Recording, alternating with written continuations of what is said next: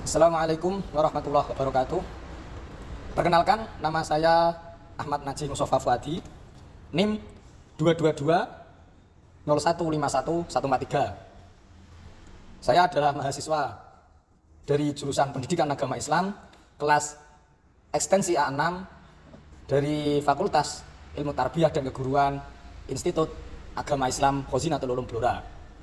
Dalam kesempatan kali ini, saya akan membawakan materi tentang uji normalitas dan uji homogenitas. Tentunya sebelum saya menyampaikan sedikit materi ini, saya sampaikan banyak terima kasih dulu kepada dosen pengampu yang selalu membimbing kita semua, teman-teman dan lain-lain dalam mata kuliah statistika pendidikan, yaitu Ibu dosen Cahya Amalia Husna MPD. Terima kasih. Oke, langsung saja kita buka materi. Uji normalitas SPSS 27. Nah, ini menggunakan SPSS 27. Uji normalitas sendiri, ya, sebelum saya lanjutkan, uji normalitas sendiri itu adalah salah satu uji prasyarat yang digunakan dalam analisis parametrik. Nah, uji ini digunakan untuk mengetahui apakah data yang kita kumpulkan dari populasi itu berdistribusi normal atau tidak. Jadi uji normalitas sendiri ini harus kita lakukan terlebih dahulu sebelum menggunakan uji selanjutnya, digunakan untuk analisis parametrik. Kemudian kita sudah mengetahui ya secara singkatnya normalitas itu apa, uji normalitas. Nah, kita lihat dulu langkah-langkahnya untuk menentukan uji normalitas. Yang pertama, tentukan hipotesis. Ini, tentukan hipotesis.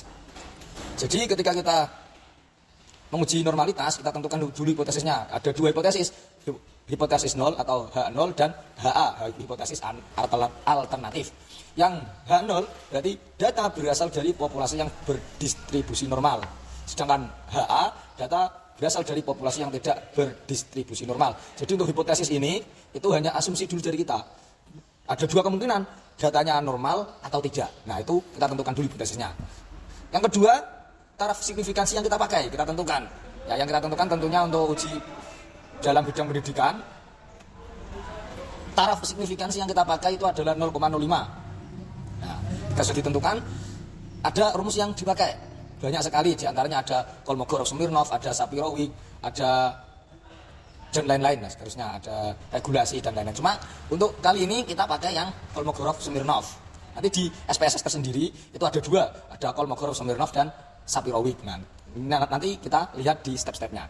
Yang keempat, setelah kita menentukan rumusnya, kita tentukan selanjutnya kriteria pengujian. Nah, kriteria pengujian, data dinyatakan berdistribusi normal itu bagaimana dan dinyatakan tidak itu bagaimana. Nah, untuk kriterianya, nah ini data dinyatakan berdistribusi normal ketika nilai signifikan lebih dari 0,05. Nah, dinyatakan distribusi normal jika lebih dari. Sebaliknya, jika kurang dari 0,05 maka data yang kita uji dinyatakan tidak berdistribusi normal. Terus ketika sudah kita tentukan taraf signifikansi, rumus yang kita pakai dan kriterianya, kita uji data kita menggunakan SPSS. Nanti kita taruh di sini hasil outputnya, kemudian kita simpulkan. Nah, ini sudah ada. Nah, kita langsung saja pakai untuk soal yang ada. Ini diketahui data prestasi belajar pada dua sampel yang berbeda sebagai berikut.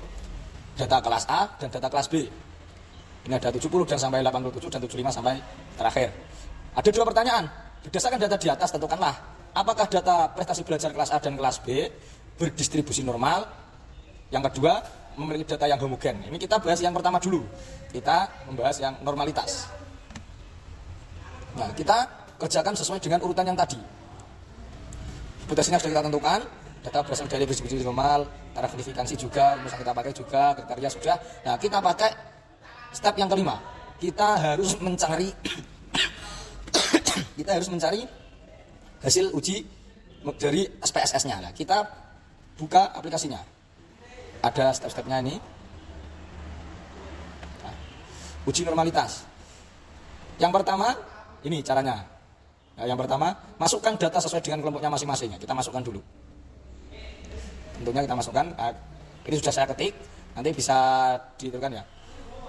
Kita buka SPSS, kita siapkan. Ini belum siap, kita siapkan dulu. Kita buka variable view. Kita tulis data kelas A.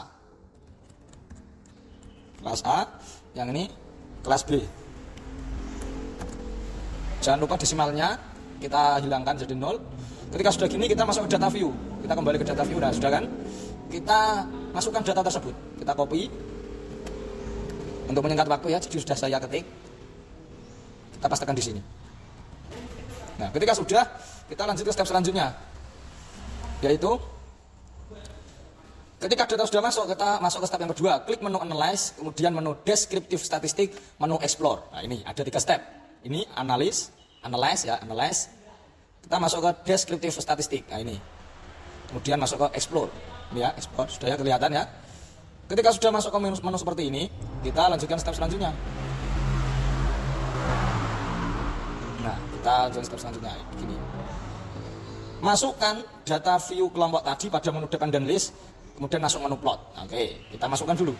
Ini ada 2 kelas tadi, kita masukkan ke Dependent List. Ini, kita masukkan. Ketika seperti ini, ya, kita perlu kita ingat, jangan terburu-buru untuk meng-oke. Kita masuk ke menu Plot dulu, seperti stepnya. Kemudian kita centang Normality Plot with Test. Ini, berikan centang list pada Normality Plot with Test. Kemudian continue, klik OK, maka data akan keluar. Oke. Ini ada Normality Plot with Test, kita centang, continue, baru kita OK. Nanti akan keluar data output seperti ini.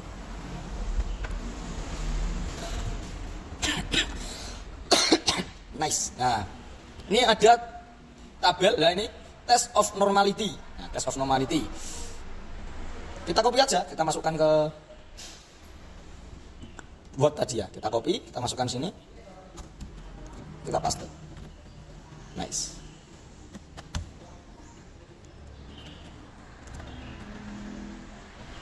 Nah, di sini sudah ada hasil outputnya. Bisa kita lihat rumus yang kita pakai Kolmogorov-Smirnov. Maka yang kita pakai yang tabel ini ya. Jika kita menggunakan rumus yang Shapiro-Wilk, berarti yang kita pakai yang ini. Kemudian kita lihat tadi kriteria pengujian data.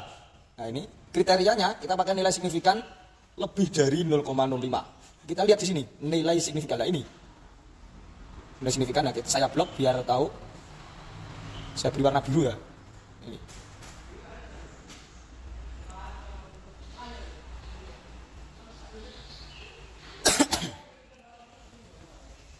Nah, ini saya beri warna biru.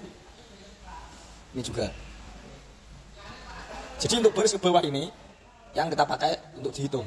Data kelas A hasilnya, ini data kelas A saya beri warna hijau. Hasil ujinya 0,200. Berarti lebih dari 0,05. Sedangkan yang data kelas B saya beri warna kuning. Biar berbeda ini. Saya zoom. Nah, ini. Yang kita pakai yang Kolmogorov-Smirnov. Ini 0,200 dan kelas B 0,05. Kita simpulkan. Nah, kita simpulkan berdasarkan hasil output SPSS di atas. Nah, ini nilai signifikansi dari Kolmogorov-Smirnov adalah data kelas memiliki nilai signifikan. Nah, gini kita masukkan di sini. Kita masukkan 0,200. Lebih dari 0,5 ya, ini lebih dari 0,05. Saya blok hijau biar tahu. Dan data kelas B memiliki nilai signifikansi 0,55. Kita ganti 0,055. Nah, 0,055, mohon maaf, sedikit ya, 0,055 juga lebih dari 0,05. Maka nah, H0 atau hipotesis 0 diterima, dan dari hasil tersebut dapat disimpulkan ini, nah, saya blok lagi, dapat disimpulkan bahwa data sampel tersebut berasal dari populasi yang berdistribusi normal, sehingga analisis statistika pengujiannya dapat menggunakan analisis statistika parametrik. Jadi dari hasil ini 0,200 lebih dari 0,05. Yang ini juga kelas B 0,055 lebih dari. Oke. Next kita lanjut yang uji homogenitas. Untuk hipotesisnya yang homogenitas, kedua data berasal dari varian yang sama. Itu untuk hipotesis 0, hipotesis 1 atau alternatif, berarti berasal dari varian yang tidak sama. Rumus yang kita pakai nanti yang Levene. Nah, dari Levene.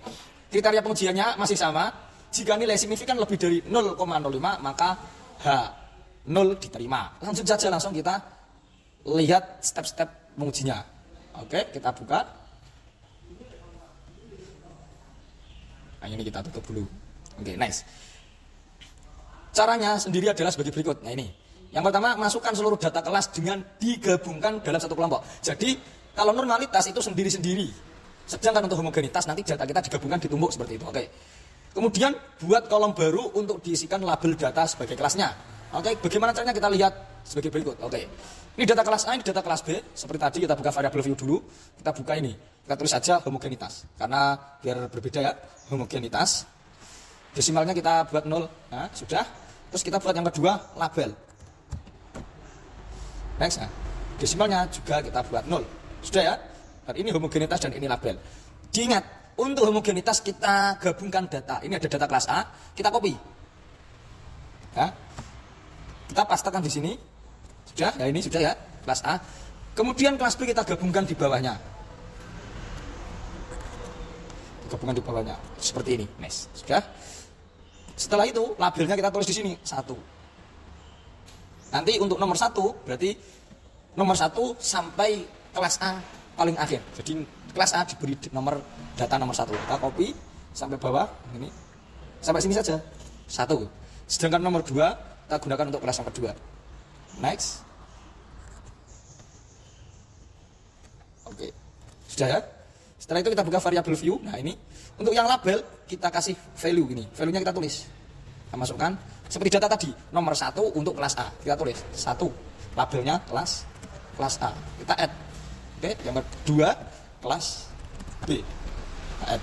Oke, sudah ya? Nanti akan kelihatan seperti ini. Sudah? Kita lihat step selanjutnya. Jika sudah, klik menu Analyze, kemudian Compare Means, dan masuk ke menu One Way ANOVA. Kita masuk dulu. Analyze ini, Compare Means, masuk ke One Way ANOVA. Yang ini kelas A dan kelas B sudah tadi ya. Kita lihat step selanjutnya. Kemudian masukkan gabungan data ini homogenitas berarti, pada menu dependent list, dan kolom label pada menu faktor. Yang ini label pada menu faktor ini bawah. Oke, kita masukkan homogenitas, masukkan pada dependent list, label masuk pada faktor. Sudah ya? Jangan terburu-buru untuk klik OK. Nah, jangan terburu-buru untuk klik OK. Kita masuk ke menu option dulu. Ini menu option, kemudian beri centang pada list homogeneity of variant. Tes, kemudian continue, baru klik OK. Masuk option. Ini option. Ini ada homogeneity of variant. Kita klik. Nah, sudah. Kita list. Continue, baru kita OK. Hasil outputnya akan keluar. Nah, seperti ini. Ini dia test of homogeneity of variant. Yang kita lihat ini. Sudah?